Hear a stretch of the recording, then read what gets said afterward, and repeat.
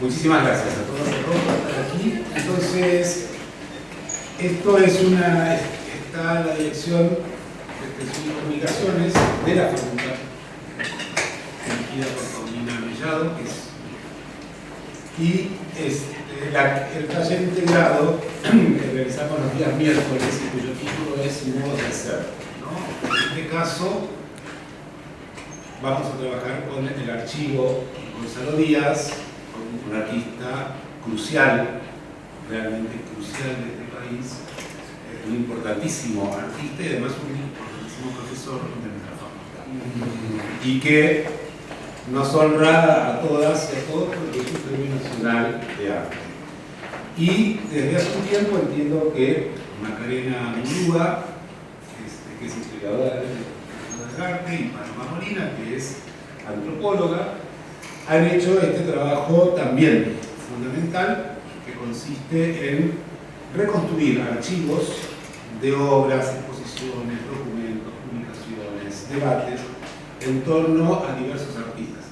Y la idea del taller fue que pudiéramos escuchar un ratito a Maca y a Paloma exponer el trabajo que hacen, qué es para ellas y cómo se construye un archivo visual, y dar a partir de eso paso a una discusión de la que van a formar parte Alejandro Oñate, Isabela Solano, que son estudiantes de nuestro Departamento de Teoría de las Artes, y Nuri González y Gonzalo Arqueros, que tienen ya una experiencia con el archivo que proviene de sus prácticas, tanto teóricas, historiográficas como visuales, de tiempos anteriores, porque estamos hablando de generaciones distintas. Y yo simplemente me voy a limitar a ir moderando, ponerme en la mesa y moderar un poquito la conversación.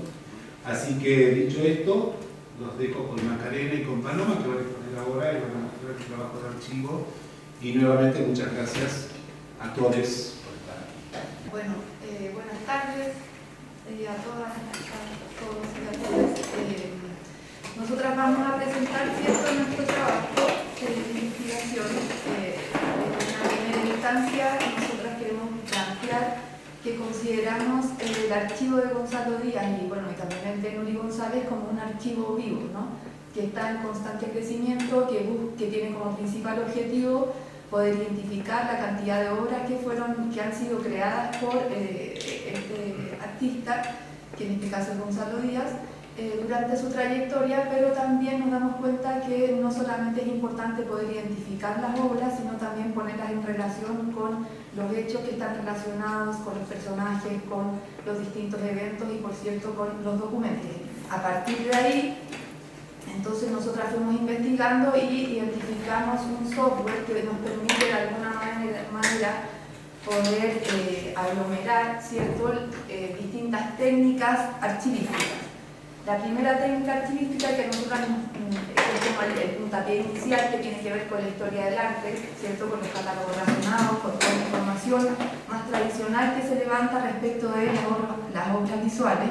También nos tomamos de lo que están haciendo nuevas instituciones que albergan colecciones de artes visuales, como el Museo de la Solidaridad o distintos archivos que también están como proliferando en este último tiempo, y ellos han tomado el Collective Access como una herramienta que permite de alguna manera poder poner en relación estos saberes que yo mencionaba, o sea, lo que tiene que ver con los catálogos razonados, con una forma de levantar información respecto de las obras de arte. Por otra parte, también incorporar lo que tiene que ver la descripción matérico-técnica de los objetos patrimoniales, y por último esta interdisciplina que mencionábamos con la idea de la biografía de la obra, ¿cierto? Entonces, dicho esto, esta pequeña presentación de lo que es el archivo, entramos en esta investigación que lo que busca, ¿cierto?, es poder identificar una cantidad de prensa relativa al trabajo de Gonzalo Díaz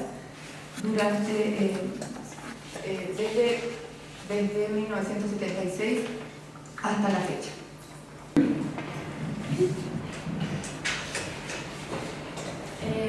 Algunos de los arranca el proyecto. Y voy a rebobinar un poquito hacia atrás respecto a lo que decía Paloma. En una carrera tan prolífica como ha sido la de Gonzalo, que partió en la década de los 70, pudimos ir observando que a veces la memoria no es suficiente, ejercitándola, sobre todo después de muchísimas reuniones de trabajo. Así todo quedaron obras un poquito en el limbo, entre medio de las tinieblas, o porque Gonzalo no se acordaba bien, o porque no había registros fotográficos, no había fichas, entonces queda un poco al margen. Y lo que nos dimos cuenta es que justamente necesitábamos una patita súper clave para poder terminar como de armar este rompecabezas, y era justamente la prensa. Por otra parte, ya recopilando toda esta gran cantidad de material de prensa, nos dimos cuenta que también Gonzalo había creado obras especialmente para medios gráficos. Por lo tanto, hay un espacio ahí que se sale de la sala de exhibición de una galería de un museo y está presente en un medio tangible, impreso como una revista. Por otra parte, también nos dimos cuenta que algunos artículos de prensa justamente nos permitían ponerle imagen a obras que no tenían imagen, que ese es uno de los grandes problemas que han tenido que vivir los artistas, sobre todo en épocas anteriores, durante los 70, 80, 90. Muchas veces ellos no podían viajar a todas las exhibiciones a las cuales iban sus obras, como bienales internacionales, por ejemplo, y le encargaban muchas veces a gente que les tomara fotos. Y pasaba que la diapo se perdía, o la foto quedaba mala, o el encargo nunca llegaba, y muchas veces esa obra quedaba sin representación. Por lo tanto, la prensa al final también logra instalar una imagen la cual no existía en el archivo propio del artista. Bueno, aquí algunas imágenes de lo que son los medios enlistados, de medios nacionales e internacionales. Los nombres en rojo han ido desapareciendo. Debería haber puesto otros en morado, porque hay como una transformación hacia lo digital, donde las líneas editoriales ya no son las mismas que habían inicialmente. Por lo tanto, también si pensamos a nivel como de prioridad editorial, muchas veces los espacios para la divulgación del arte han sido reemplazados por otros. Una de esas grandes pérdidas es la revista de crítica cultural, que me imagino que todos conocen.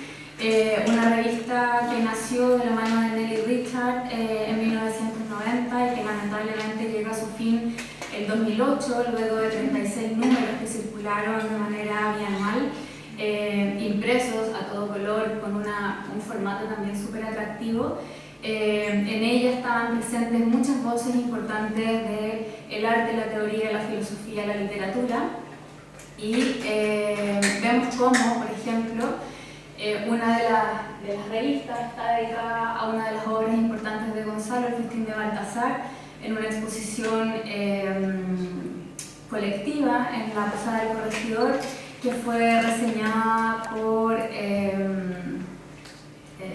Pérez Villalobos. Vemos cómo también el espacio, o sea, el nivel de profundidad con la que se abordaban las exposiciones o las obras en esta revista era algo sumamente enriquecedor para quienes estudiamos el arte, ¿no?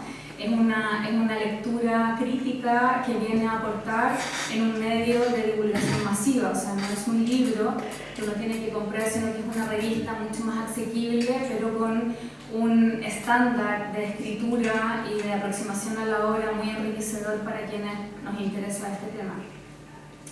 Por otra parte, la misma revista de crítica cultural se convirtió en espacio de exhibición de obra.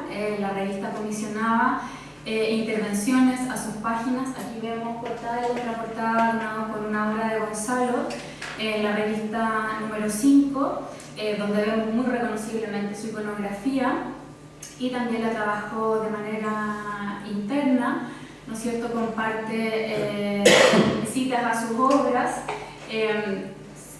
Para Gonzalo también es súper interesante pensarlo, la importancia que para él tenía el tema editorial, o tiene el tema editorial.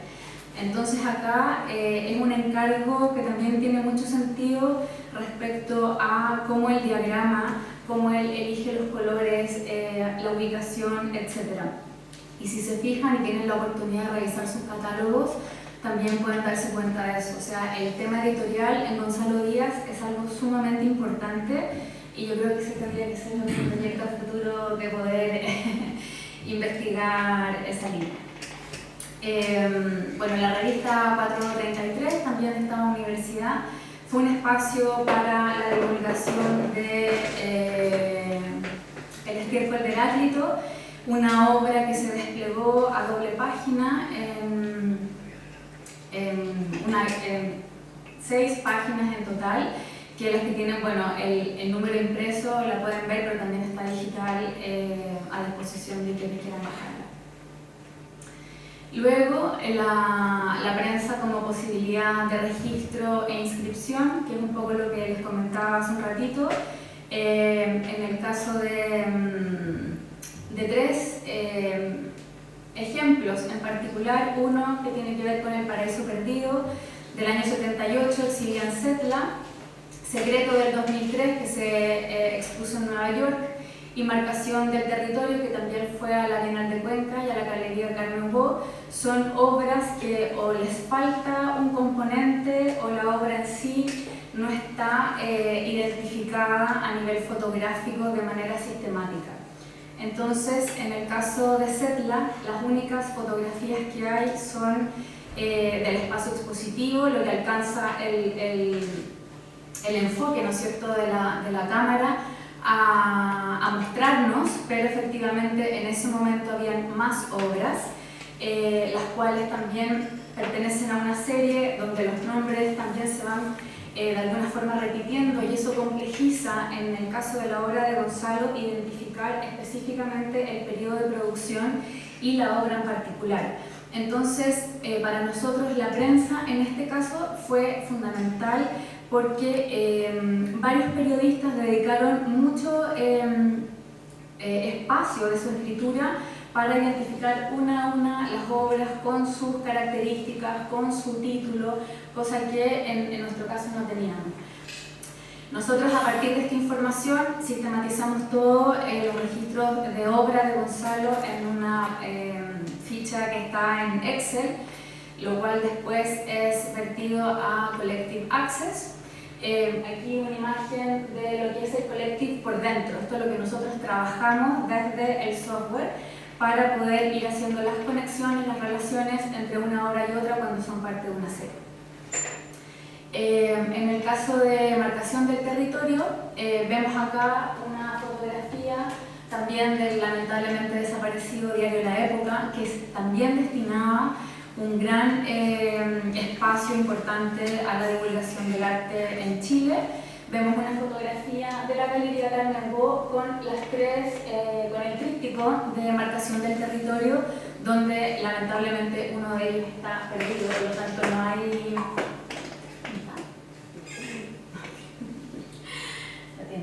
Bien, bueno, así uno va revelando cosas. El archivo de Gonzalo no tiene la tercera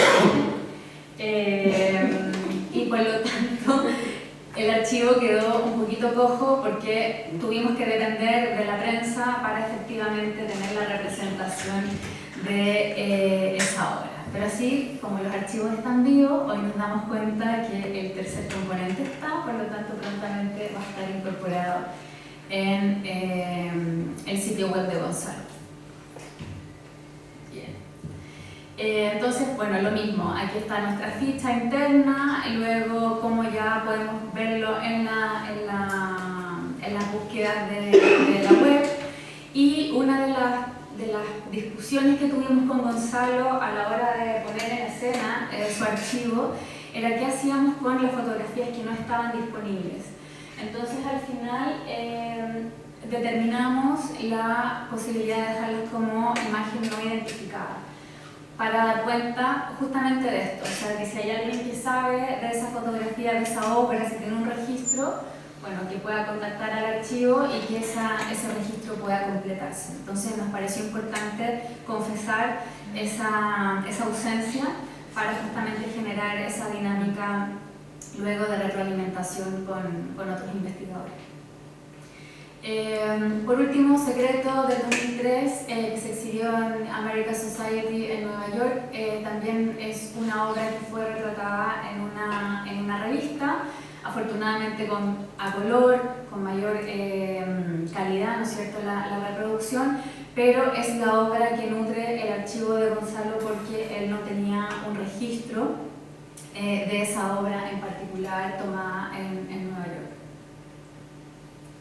Ahí el archivo, el collective, y como vemos también el origen, ¿no es cierto?, en la revista Es Decir, luego la revista queda relacionada con la ficha de obra para también hacer la conexión, ¿no es cierto?, de esa información.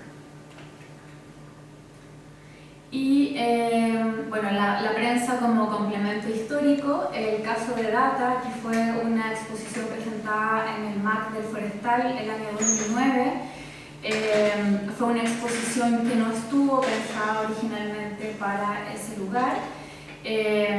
Data tenía una conversación previa con la Fundación Gasco para ser presentada en Sala Gasco, y por temas literalmente de censura, como lo dice la prensa en un recorte del diario La Tercera, efectivamente Gonzalo Díaz sufrió la censura del directorio de la Fundación Gasco por, en el fondo, proponer obra, entre comillas, de corte político y que iban en contra de lo que la Fundación esperaba. Por lo tanto, la obra que estaba proyectada para ser realizada, que finalmente es una obra que solo quedó como proyecto, ¿sí?, que iba a utilizar una fotografía de Salvador Allende, que no pudo conseguir al final Gonzalo, termina siendo reemplazada por dos obras, un díptico que se llama Vidas Perpendiculares. Entonces, ese recorte al final nos permite conectar un periodo donde efectivamente el artista sufre censura, dos obras son contextualizadas también desde ese lugar y enriquece el acercamiento que podamos tener a su obra. Y por último, la visibilidad de Gonzalo en la prensa es bien impresionante. Nosotras, de acuerdo al periodo súper acotado para la realización de este proyecto, fueron 6 meses, pudimos levantar 300 registros de al menos 111 medios de prensa, tanto en Chile como en el extranjero, lo que realmente es un número bien cuantioso para entender el impacto y la envergadura que tiene su obra tanto para nuestro país como para el extranjero.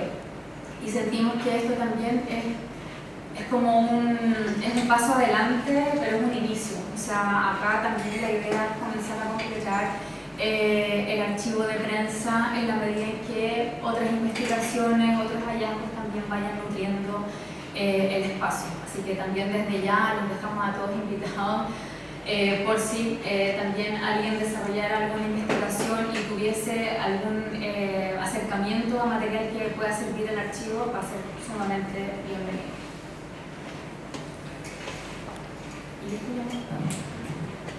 Y bueno, para cerrar, digamos, esta investigación y seguir relacionándonos con lo custodial, las humanidades digitales y este objetivo de poner a disposición los archivos que custodia, digamos, esta institución que es Gonzalo Díaz. Y acá podemos navegar por esta línea de tiempo donde tenemos estas 5 filas que van indicando la tipología del documento, o sea, prensa de divulgación masiva, revistas, prensa internacional, prensa digital, revistas internacionales, van quedando, ¿cierto?, cada una en esa fila. Podemos ampliar el rango de las fechas para que no se queden apretaditos y entonces podemos ir navegando por los distintos recortes. Acá ustedes pueden descargar la ficha y lo que se ve es digamos, la misma información que está cargada disponible. Y acá ya podemos seguir navegando al interior del archivo. Entonces, queríamos poner a disposición también de una manera más didáctica, más fácil quizás para poder navegar y ir comprendiendo estos hallazgos que fuimos identificando, en este producto un poco más visual.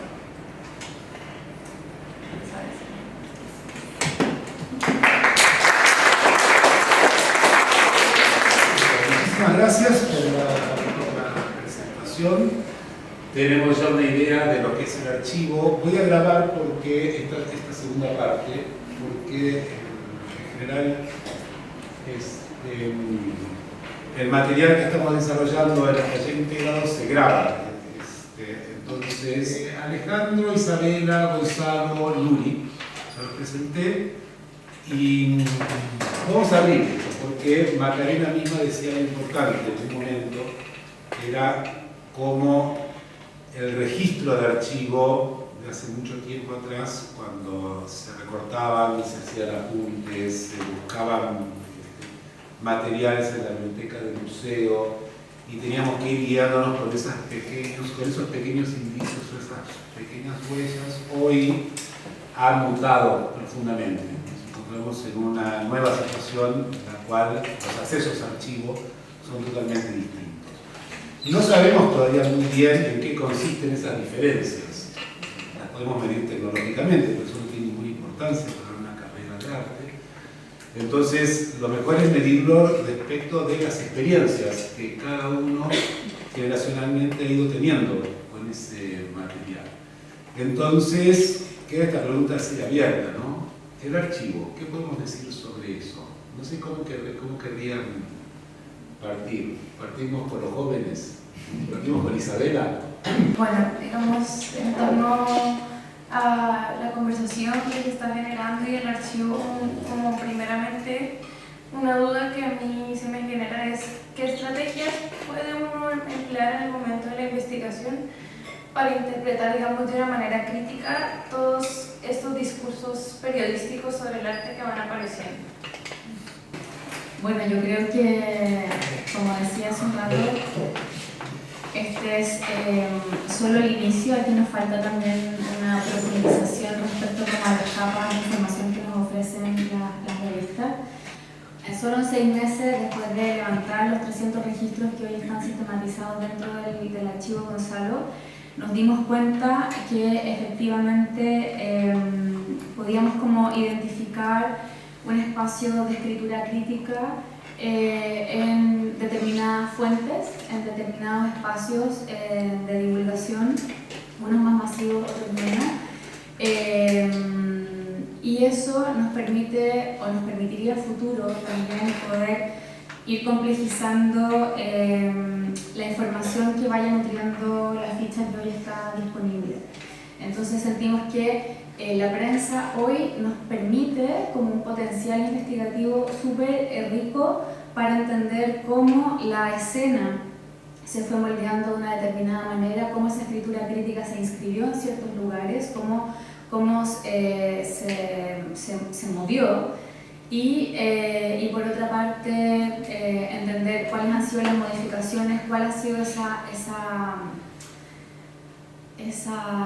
no quiero decir esa palabra, pero lo voy a decir, como involución que ha tenido la prensa, en el sentido de que la cultura ha sido un espacio correteado y desplazado de los medios de divulgación masiva, sobre todo. Y como también personas como Nelly Richard, que yo creo que sostenía sobre sus hombros la revista de crítica cultural con el valor que tenía para nosotros como sociedad, para quienes estudiamos el arte y entendemos que finalmente llega un momento donde es imposible sostenerlo. Entonces podemos leer toda esa escena artística desde la voz de la revista de crítica cultural y eso es súper interesante porque ahí se mezclaban y se cruzaban voces de literatura, de filosofía, de teoría, de arte. No sé si contesté la pregunta y un poco yo quería decir un par de cosas. Uno, que estos archivos, ambos archivos, tienen la particularidad que no son de artistas muertos, por lo tanto es la primera voz, porque sabemos muy bien que los archivos, entre las viudas, los viudos, los hijos, el relato es completamente o idealizado o banalizado y tal. Entonces yo creo que esa es una cuestión que tienen Gonzalo está mejor porque tiene un upgrade en relación al mío, que hay una mirada de una antropóloga que plantea la cuestión de la biografía de una obra, que me parece súper interesante, y que sea el propio autor quien relata cómo lo hizo, y no la ficción de alguien que dice, elabora todo un discurso, que no es que esté mal, eso está bien, esa es la crítica, pero no la biografía de la obra, eso es un punto. Lo segundo que pasó, bueno, que recogiendo todo este material, pues yo soy una gran capturera, ¿no? Lo que impresiona es Revista Crítica Cultural Extremo Occidente, esa era la tuya, ¿no? Sí. Estaba otra más. Soy parte del comité de la crítica. Tú eras parte del comité, pero también estaba el Extremo Occidente, estaba el rinoceronte, le digo a la Rocinante, la de la Sí, feria. es mejor. Ya. Pero la revista, veíamos la revista Cauce, por ejemplo, no sé, escribía la Claudia Donoso y sacaba las fotos de Inés Paulino, o sea, era ese nivel. Entonces era la Cauce, el Análisis, el APSI, la Ercilla, revista Caras, Cosas, revista Diners, que está Mario Fonseca, y también, entonces era muy amplio y había una crítica. El diario La Época, La Tercera, del Mercurio. Entonces, yo creo que lo que uno, o sea, como, no sé si respondo a tu pregunta, pero una de las primeras cosas que uno podría ver en esto, que es lo que estuvimos viendo en el fondo, es cómo hoy en día creo que el último estertor era la última noticia que escribía, ¿cómo se llama? Como Rodrigo Castillo, algo así. Sí. Pero no hay nada, entonces es más bien una crítica, o sea, habría que, la mirada crítica, esa crítica, es un poco darse cuenta de ese vacío, entonces esa es una cuestión que es bien impresionante, que da cuenta de esto, que permite, obviamente, porque hoy en día uno, no sé, con el celular puede hacer registro de la obra, en la noche te metí en design, ya sacar un catálogo al día siguiente. Hacer un libro antes demoraba 2 o 3 meses. Entonces, está como todo eso. Yo creo que esto uno pone la mirada que no hay crítica de arte. Un solo punto, voy a sumar lo que estás planteando, y de paso lo he abierto como pregunta, que tiene que ver también con, acá voy a escribir una queja, pero estamos entre amigos, que tiene que ver con que en los textos de catálogo había también, o sea, en las obras de catálogo había mucho texto. Sí. Y había mucho trabajo crítico detrás de esas presentaciones. Por ejemplo, cuántos catálogos de Gonzalo, igual que Pablo, o que Will Dyer, o que, en fin, digamos, y esto sobre muchas obras. Y también hay que decirlo, que parte de eso, parte del trabajo crítico se hacía en la producción de catálogo, que también ha ido decayendo, y ha ido decayendo por el famoso malentendido que siempre es bueno corregir entre artista y escritor, ¿no? Porque los artistas,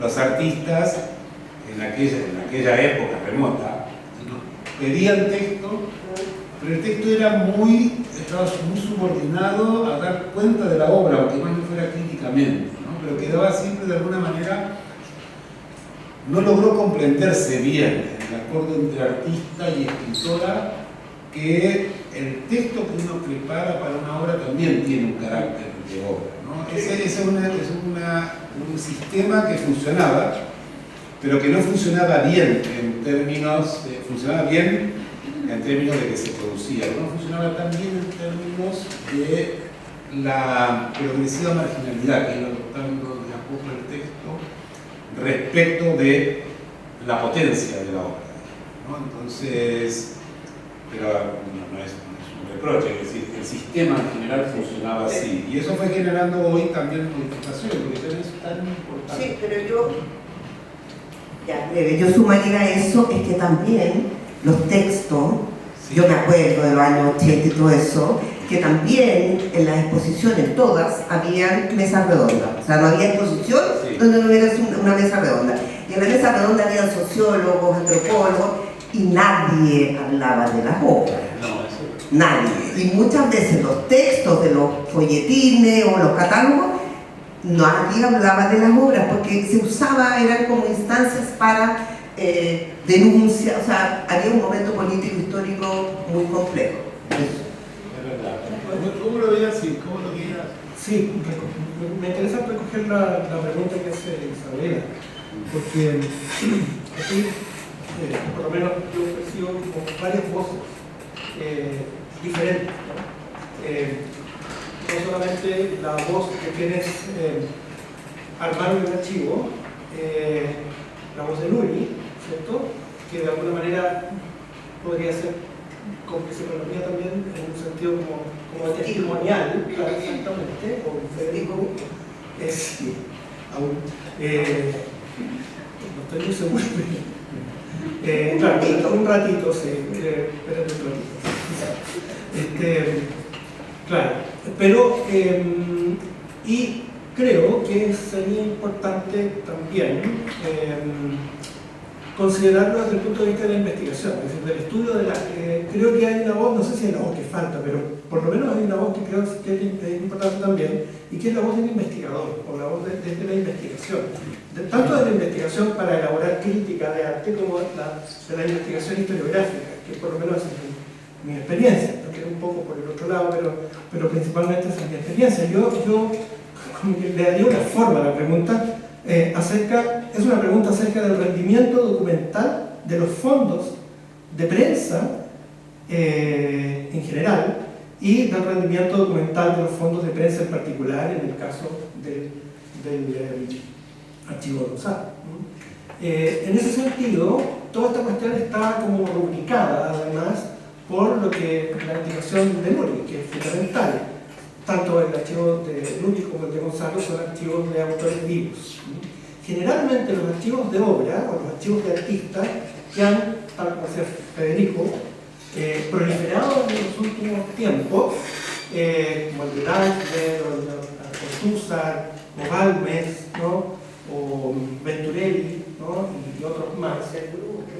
Claro, José Blu, me parece que el de la Culturosa también. Claro. Sí, es una especie de, no sé si giro, pero como una especie de revolcón archivístico, una cosa así, ¿no? Pero es interesante y además es sumamente importante, ¿no? Ahora, ¿por qué es importante? Porque los archivos contienen los materiales con los cuales se elabora el relato de la historia del arte contemporáneo, qué sé yo, republicano, lo que quieran, ¿no? Del siglo XX, del medio siglo y sobre todo del arte actual, porque los nombres son nombres de artistas actuales. Yo no quiero ni pensar lo que es cada archivo en términos de piezas. No solo, ya lo que ha comentado Macarena y Paloma es suficiente como para vislumbrar la complejidad que supone organizar una cantidad enorme y además muchas veces proliferante de materiales. Eso implica una especie de... O sea, eso supone un trabajo muy arduo, complejo y al mismo tiempo delicado por parte de los archivistas, ¿no? O sea, entendiendo que la archivística es tanto una disciplina como un oficio, ¿no? Ahora, en ese sentido, en mi perspectiva, creo que el archivo mismo no hace la investigación. Otra cosa es la investigación para construir el archivo. Pero el archivo no es necesariamente, no está prohibido, pero el archivo no hace la investigación, ¿no? Sino que la investigación la hace el investigador. No, porque además, porque el archivo siempre tiene también un secreto. Como diría, no quiere decir que es un secreto que ellas se hayan guardado, sino que en todo archivo siempre, como diría de realidad, cuando uno lee un archivo, hereda también un secreto, algo que hay que buscar, claro, pero a pesar de... Sí, ahí yo distinguiría, cosa que es fundamental, la teoría del archivo Sí. respecto del archivo como un instrumento para la investigación. Lo que es importante no confundir ambas cosas, porque son fundamentales, ¿no? Pero en la investigación se puede hacer teoría del archivo, pero en tanto que aparato que dispone, ¿no? Siempre a partir de las decisiones de alguien, ¿no? Y de la custodia, sea post-custodial o no, hay una dimensión, ¿cómo se diría? Arcóntica, o sea, hay un arconte, hay un custodio del archivo, ¿no? Y el arconte es generalmente, no en este caso, pero la experiencia, al menos mi experiencia y la experiencia de amigos que trabajan como archiveros, ¿no? Y los investigadores, la experiencia con los arcontes, suele ser diversa y a veces dificultosa, ¿no? Bien, disculpen, pero igual sí, que vamos más, porque ahora le quiero preguntar para que también participe Alejandro. Sí, ¿No? Sumado a todo lo que dijo también el profesor Gonzalo, también es muy importante el hecho de no solamente cuestionar el archivo, sino también se tiene que cuestionar el relato de la persona viva también, como investigador, porque uno no puede dar por sentado todo lo que te están diciendo. Yo creo que es una labor importante del investigador cuestionar todo y también ser cuestionado. Eso es algo que hablábamos con Macarena y Paloma el otro día, que más allá de lo que uno haya hecho, si es bien o no, eres sujeto de cuestionamiento. Y ese cuestionamiento enriquece el proceso de investigación. ¿Cómo para cerrar el... Pero ¿cómo ves que... Pero claro, yo tengo una pregunta allí que también afecta muchísimo el trabajo que hicieron Macarena. No sé, ¿se escucha bien o hay que usar el micrófono? Sí. Claro, que es que antiguamente el archivo, cuando uno pedía el archivo, uno le pasaba una caja, ¿no? Una caja donde, como dice Gonzalo, muy de a poquito también iban entregando algunos materiales, tardaron 3 días para ir a su equipo, si hubiera sido Caradima, capaz que tardaban, no sé, 1 año y medio, No, 5 minutos. O 5 minutos, claro.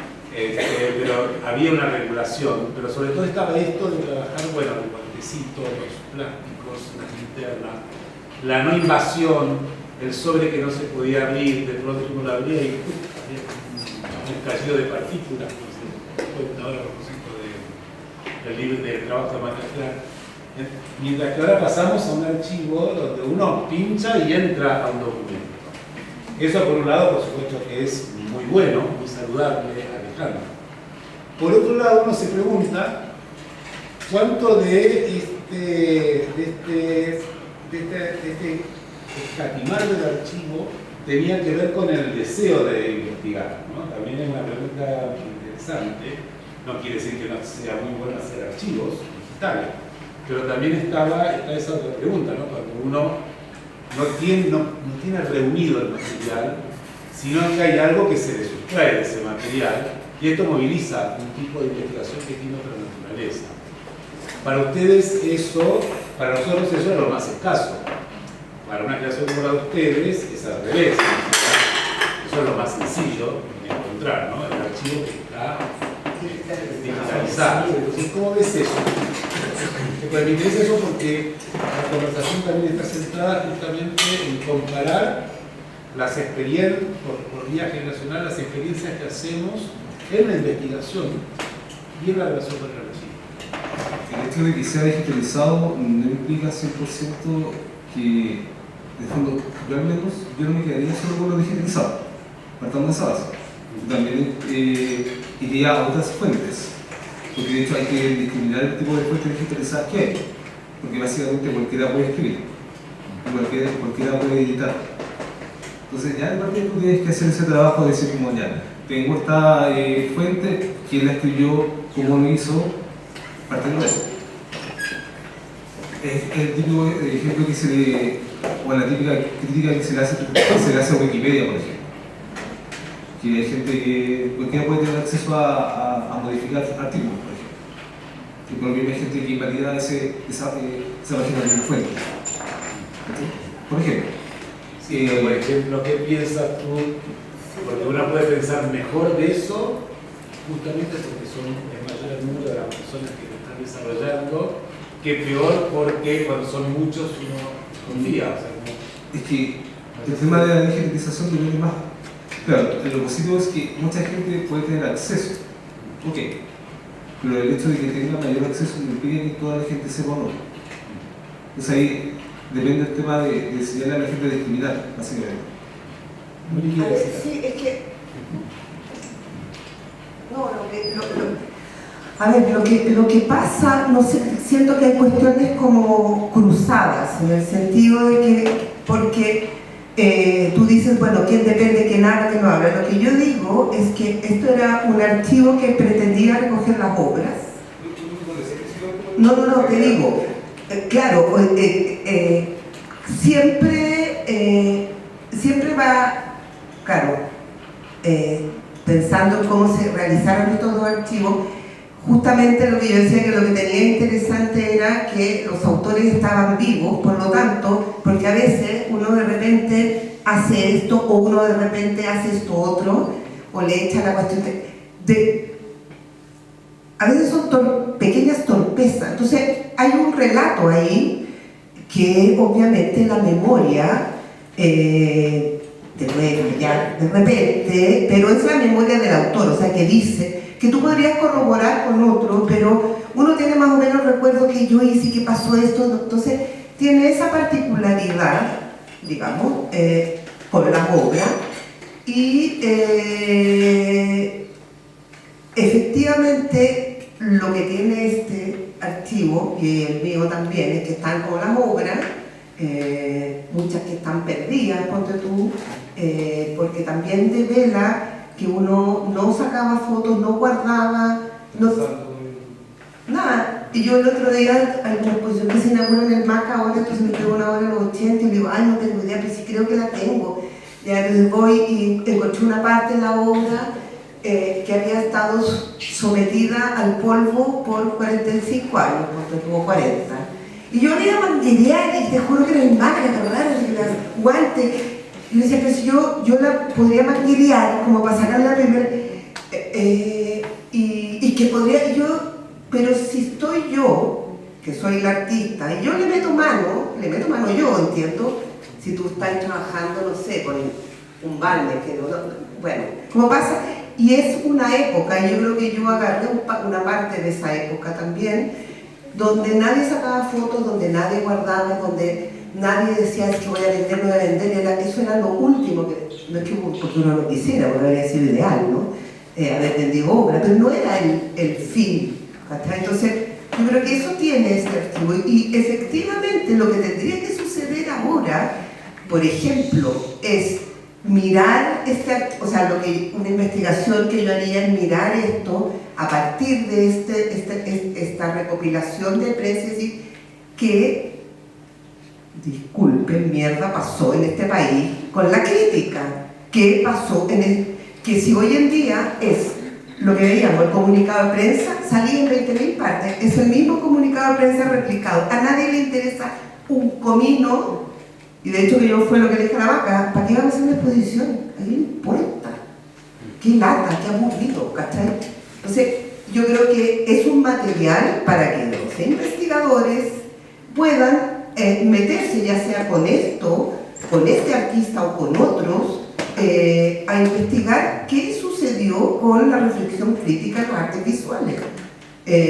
Y yo creo que en la literatura también, ¿o no? También eso es muy importante lo que está diciendo Luis, porque la experiencia que generacionalmente hacemos, muchas y muchos que de alguna manera, no vamos a decir, yo a mí me tocó verme hacer eso, pero sí conectarme con eso cuando estaba todavía muy vivo, ¿no? Con ese tipo de prácticas, y había también en estas prácticas que después, bueno, como hicieron más porque era un tipo de escena avanzada, había en las obras de cera también pequeños regalitos, digamos, ¿no? O sea, pequeñas cosas que un artista le hacía. Me acuerdo que a mí una vez me regaló una piedra.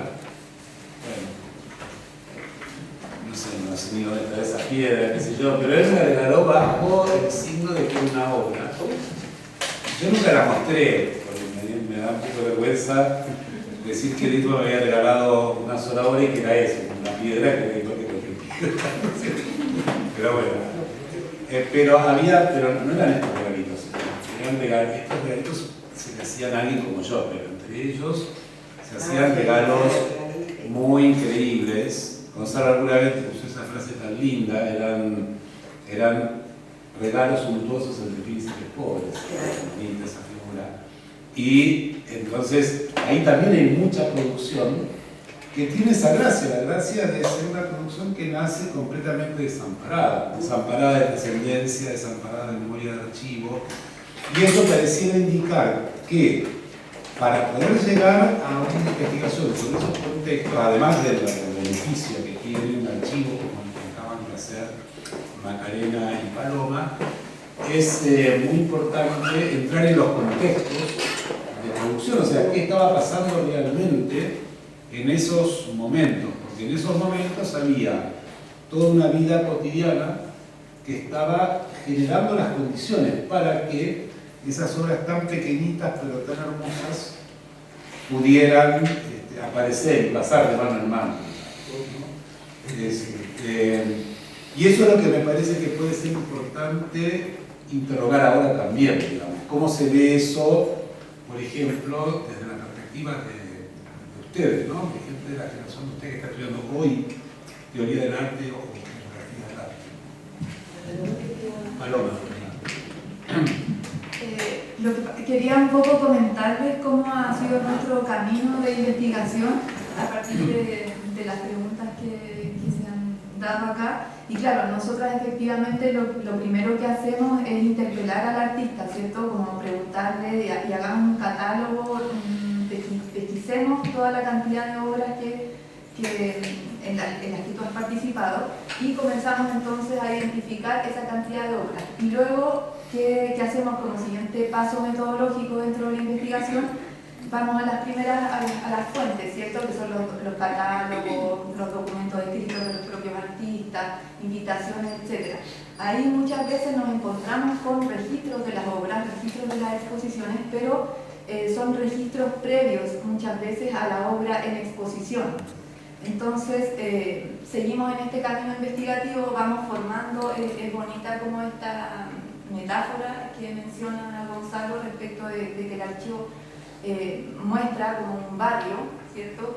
Como que finalmente esta idea de la biografía de la obra, ¿no? Como que la obra va tomando una vida propia.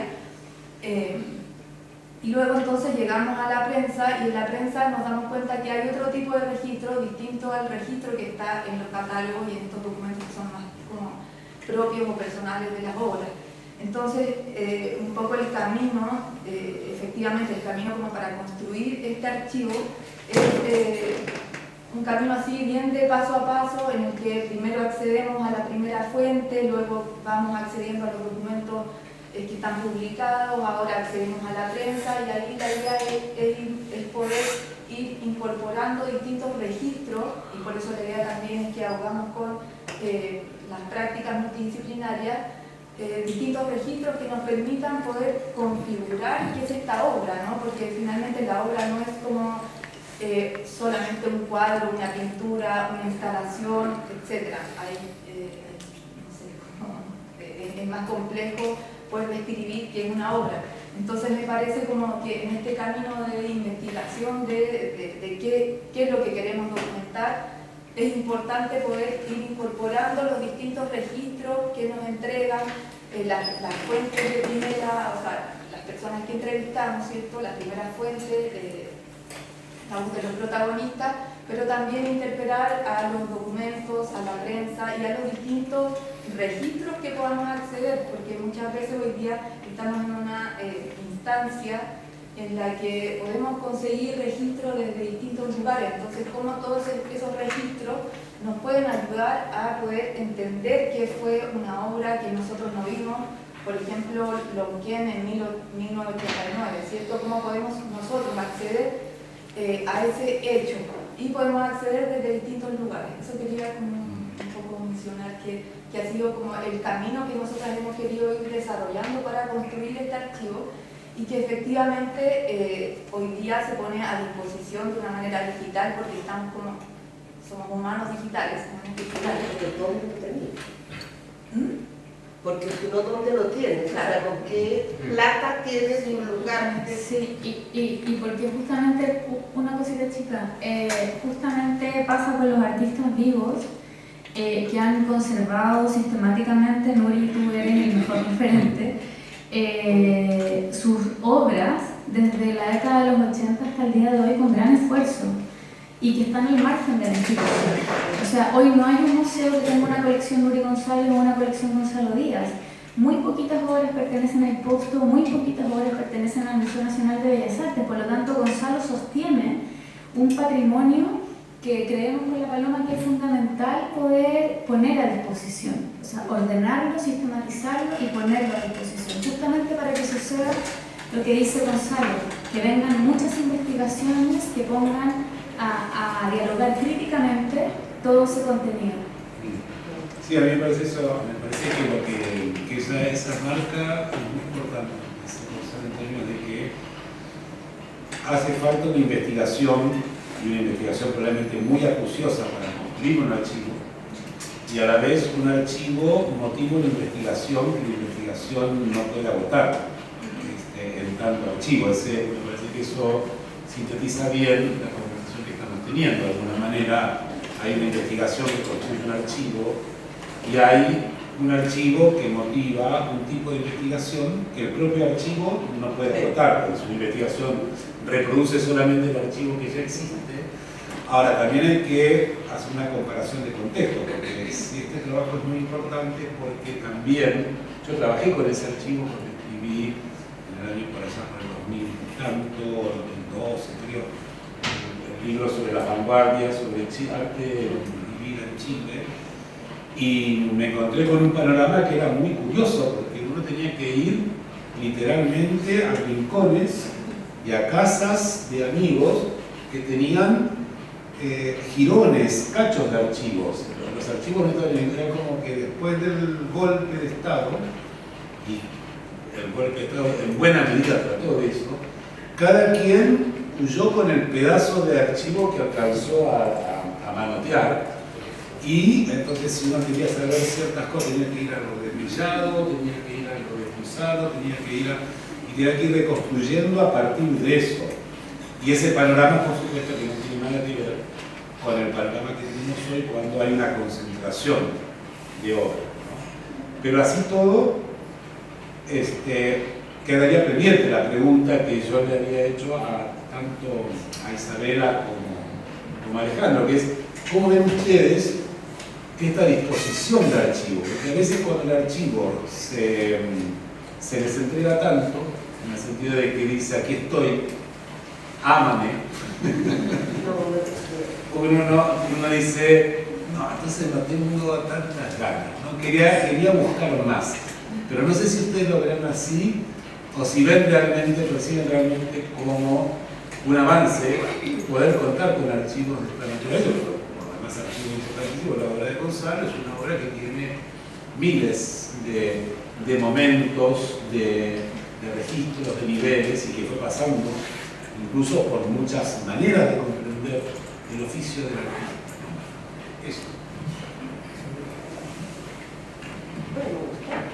Claro.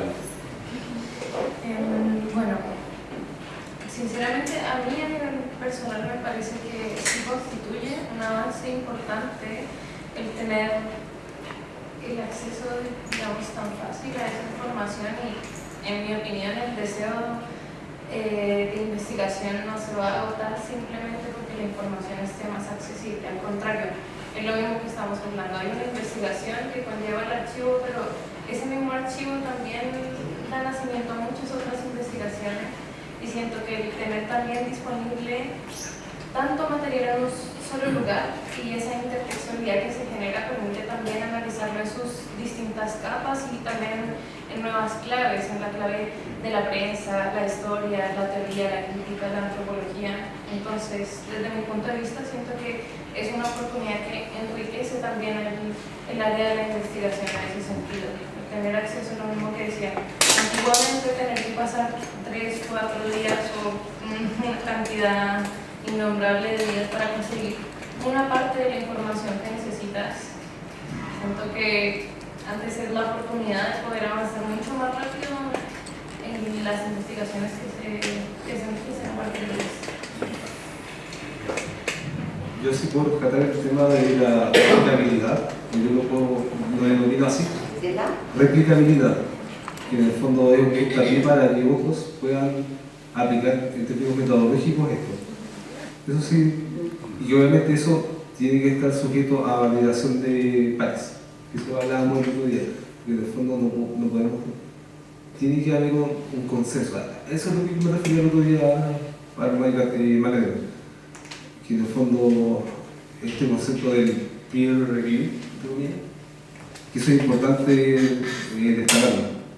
Y lo otro es el tema de tomarle el peso al significado que implica al menos el acceso de la información a través de esta plataforma, porque en el fondo eres uno como investigador, porque el investigador tiene una responsabilidad respecto al conocimiento que se está creando. Entonces, por eso yo decía en el fondo lo de cuestionar, porque en el fondo uno no puede estar creando por crear, es parte de, así me refería con el tema de cuestionar. No es específico a cosas no, pero me refiero al hecho de cuestionar lo que uno está recibiendo como información. Entonces eso sí es importante. Y que obviamente la idea es que esto se pueda mostrar a otros para que digan, sí, ¿sabes qué? Lo puedo utilizar. Quizás no al 100%, pero sí puedo, en base a lo que yo tengo como información, mostrarlo de alguna manera. Y que, no sé, que el que está en China quiere hacer algo similar, lo puede hacer. Yo creo que esa es la ventaja que tiene el método. Yo quería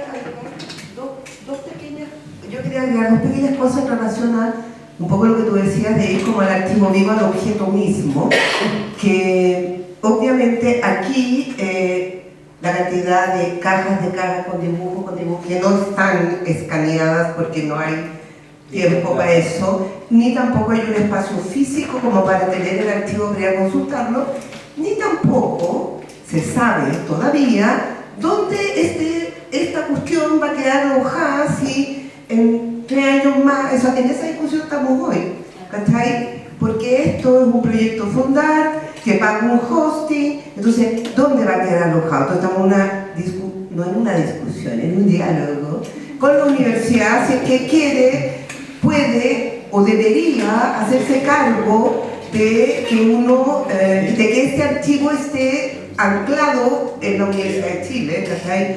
Y que haya alguien, quizás una persona que lo esté revisando. Entonces, están estos dos archivos súper increíbles por el momento y tal, se amplió ahora con lo de la prensa, pero también está el gran punto de interrogación, y si yo me muero mañana y no sigo pagando, pues a pagar el Google, desaparece todo, ¿cachai? Eso es claro, el famoso, yo cuando fui directora del museo, era el famoso rollo del respaldo. Nosotros pudimos, como directora del MAPA, reconstruir toda la historia del museo con las cartas de Tomás Lago. Toda mi gestión de 15 años no tiene una pinche carta impresa, porque todo era por mail. Ese es el mundo de hoy versus esa otra historia. Y esas dos cuestiones quería decir. Y la última era que, por ejemplo, ahora estamos presentando, porque ellas son las increíbles, un proyecto que tiene que ver con mi trabajo con la danza contemporánea, que viene desde el año 1990, ¿o no? Por ahí, 89. Yo he trabajado con la Paulina Mellao, trabajamos en la época con Alfredo Castro, con Rodrigo Pérez, en que la movida era no escenografía, no vestuario, eran clases visuales. Yo tengo un largo recorrido con la danza, entonces ese proyecto se está viendo. Ahí sí que creo que no hay una pinche foto, o quizá la Paulina va a tener, pero porque también a uno no se preocupaba de sacar fotos y de futuro, y era un poquito de la dictadura también, o final de la dictadura y todo eso, o sea, el futuro era amanecer al día siguiente, entonces sacar fotos. Tampoco hay tantas ahora porque se sacan en una cantidad tan inmensa que se pierden en el océano de fotos, o sea, pasa al revés. Antes no había por escasez y hoy no hay por sobreacumulación. Yo cada vez que busco una foto en mi teléfono, Ah, no, no, no te sale. es una pesadilla y no puedo encontrar. No sé si, a mí me encantaría, pero no sé si... Sí. Sí, pero déjame decir esto primero. Que luego de que Gonzalo va a dar una opinión, ¿eso es? Va a dar una opinión, comentario. Pueden ustedes, si quieren, participar haciendo las preguntas que tengan ganas. Incluso yo puedo acercarles el micrófono. Adelante, Gonzalo. Sí, quería comentar a propósito de la pregunta inicial, ¿no? Que me parece que la respuesta de Isabela fue muy coherente, porque fue una respuesta con una pregunta. Y la pregunta es el comienzo de la investigación. Y en ese sentido, si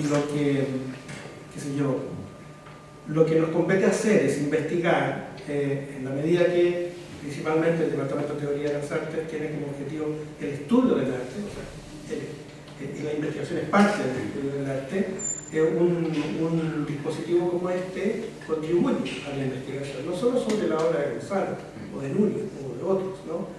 Sino que en general la investigación sobre el arte chileno, ¿no? Y en general el arte. Ahora, una segunda cuestión tiene que ver con algo que Nuri indicó respecto de que los autores vivos, ¿no? Eso es muy relevante, entre otras cosas, porque, bueno, en el archivo Gonzalo no he revisado el de Nuri, pero hay unos videos, ¿no? Y justamente una de las cosas que caracteriza al archivo en general es la carencia. Nunca un archivo está completo, por definición, ¿no? Nunca tampoco el museo está completo, a pesar de que el museo tiene colecciones, las colecciones están allí, digamos, para ser exhibidas y estudiadas, ¿no? Pero nunca el archivo está completo. Eso hace sentido con otra cuestión que es importante considerar también, que cuando uno se encuentra con una obra, hay algo que es en la escena de producción de la obra que ya no está más, desapareció.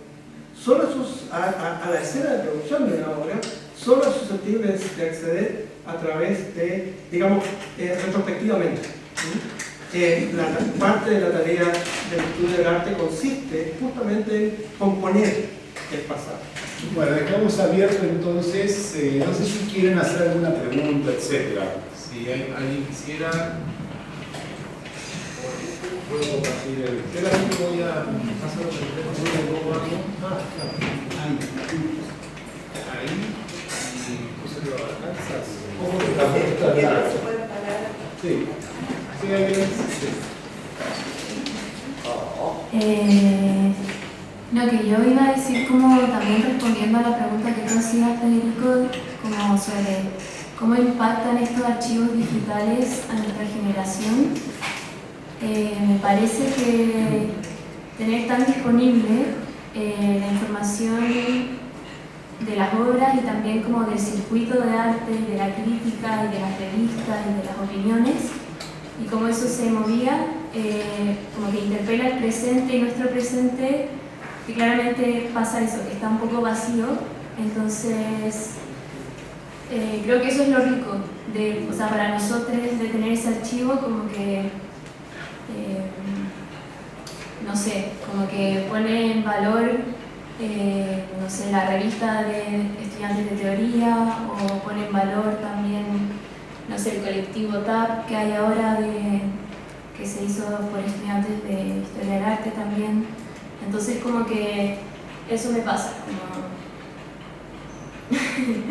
no sé, creo que nos hace hartas preguntas sobre cómo llevar futuros archivos, o cómo generar diálogos que quizás no se están teniendo, y cómo abrir esos espacios nuevamente, y de qué formas distintas como que eso puede ocurrir. Eso. Sí, yo creo que eso es ¿alguien más? ¿Alguien más quiere el micrófono? Solo prepararlo. No, eso es muy importante, efectivamente. Y además porque estamos en un momento de investigador importante para él decía, por ejemplo, cuando hace 100 años atrás, cuando no iba a hacer una investigación, por ejemplo, sobre Hobbes, bueno, contaba con 2 o 3 obras fundamentales sobre Hobbes. Y entonces, pero hoy, si uno hace una investigación sobre Hobbes y abre el archivo, ese archivo es interminable. Y eso hace que la historia, ya en lugar de poder recordar, tenga que escribir manifiestos, porque está excedida de información retrospectiva, por decirlo así. Entonces, también hay un valor en la concentración del archivo, no porque esa concentración de archivo va a dar lugar a la totalidad de la investigación, pero sí porque facilita caminos que permiten ingresar a otros horizontes. Es verdad que el archivo abierto en los tiempos de la era digital, bueno, perdón, creí que iba a decir nunca esto, era digital, una época de vergüenza, ¿no? Era digital, pero en la era digital, bueno, es verdad que puede tener una condición de noticia. Por ejemplo, me acuerdo cuando yo cerré mi tesis de doctorado, fui a buscar sobre el autor para ver si se me había quedado algo, y se me abrió una página donde era una página de solo títulos de libros del autor, y eran 2000 páginas de títulos que había escrito ese autor sobre el que yo había escrito en mi humilde investigación. Entonces, claro, es muy importante también contar con ciertas señas de archivo en términos de su concentración. Eso. Allá. Yo, pero creo que no llego, ¿no? Está bien así. Creo que siempre me encantó, nunca lo pude hacer, eso de llevar en mi casa. pero no, pero Macarena, Paloma, felicitaciones, muy potente la investigación. Bueno, lo de Nuri también, que es fabuloso, todo lo que se viene. Esta charla me pareció muy importante con respecto a 2 cosas que surgieron, ¿no? Una cosa que decía Gonzalo acerca del archivo y esta dimensión como del álbum familiar. Y por otra parte, lo que decía Federico del archivo que tiene una dimensión también del secreto, algo que se revela. Y en ese sentido, a mí primero como estudiante de arte, luego como artista visual, qué sé yo, entro en esa singularidad, digamos, del mito, que es, por ejemplo, las exposiciones que se generaban antiguamente. Me tocó ir a ver a Muro Sur, por ejemplo, una exposición que duró un día, un fin de semana, y aparentemente el archivo se salvó, que fue Al calor del pensamiento, se llama esa exposición ahí en Plaza Brasil. Pero viendo los archivos, de pronto uno va descubriendo los videos y ve qué pasó, por ejemplo, en Galería Textual, Plaza del Mulato, Banco de Pruebas. Y de pronto uno empieza a ver el álbum familiar, los artistas, los que escribían en el video, y eso de alguna manera creo que es muy fabuloso para quienes de alguna manera no pudimos ver ese tipo de asuntos. Pero que hay un valor muy interesante, y de alguna manera yo creo que hay una especie de fe también en el archivo, como de creerle a ese testimonio que hay ahí. Eso creo que es muy valioso. Sí. Yo quiero decir una cosa, nada que ver con la prensa, pero me surgió escuchándote, y que tiene que ver con como por la manualidad, como por lo análogo en la obra de Gonzalo también, que yo creo que eso es algo que el archivo ha podido poner de manifiesto, lo importante que para él es la toma de decisión de una tinta, un papel, la Nuri lo sabe bien porque le imprimiste cosas de manera titánica, y para él es tan importante, bueno, él va a publicar un libro también donde eso se pone de manifiesto, pero creo que el archivo en algo pequeño aporta al respecto, y es el proceso de producción de obra, la importancia que tiene para Gonzalo, o sea, la toma de decisión respecto a los materiales que conseguía, que compraba, que se trajo de Europa, que conservó, sabe hasta el último minuto cuando logró el spray que se traía de Florencia. Entonces, como toda esa cosa análoga, creo que la única posibilidad de rescatarla es la voz del artista y él relatando cuánto se demoró, qué decisión tomó, a quién le tuvo que cotizar las montones de cosas que significan ser unidos en la gloria y en la muerte, por ejemplo. Cómo lo acompañaron esta fábrica de neones, se acuerda del nombre de los trabajadores, la fábrica desaparece, él sigue en contacto con el trabajador que queda. Entonces hay una riqueza también de entender las relaciones sociales, culturales, económicas, humanas también de una escena, que es muy lindo solo pinchando banco marco de pruebas, por ejemplo. Sí. Entonces creo que eso, de alguna forma, es también nuestra intención de poner a disposición esa memoria que todavía funciona, porque también pasa que la memoria es frágil y también Gonzalo necesitó de la ayuda de Nuri para recordar ciertas cosas que se empiezan a confundir, pero lo de su obra lo tenía muy claro. Entonces creo que ahí hay una riqueza también respecto a lo que el archivo busca poner a disposición de futuras investigaciones, que es esa humanidad que hay en la obra. Vamos, sí, tenemos que ir cerrando porque... Bueno, sí, a propósito Pero también, pues, sí. como eso, recogiendo un poco la información y todo lo que hemos conversado, siento que también es interesante pensar el archivo y también esta manera de hacer archivo que se está implementando como una oportunidad para reactivar y promover no solo la producción artística, sino la misma producción de crítica, de la cual ahorita mismo nos encontramos en una crisis.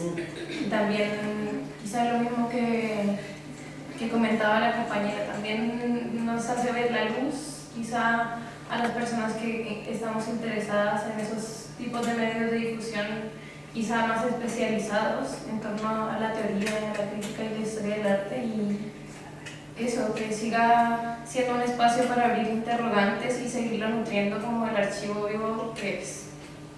Muchas gracias. Entonces, bueno, quiero, para cerrar, quiero agradecer especialmente a Paloma y a Macarena, a Alejandro, a Isabela, a Gonzalo, a Nuri, a todos ustedes por estar aquí. Y bien, ya hemos hecho registro de la conversación. Después hará el archivo modo de hacer. Eso, muchas gracias a